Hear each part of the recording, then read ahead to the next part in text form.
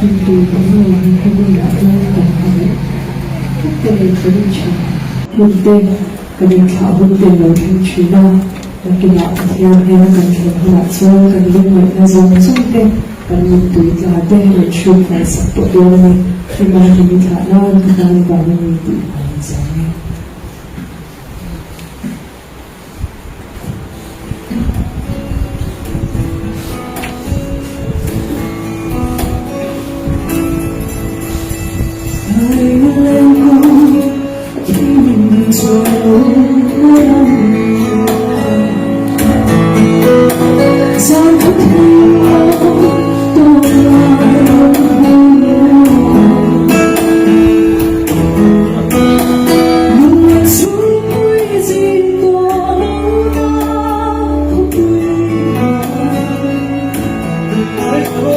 我只给出门。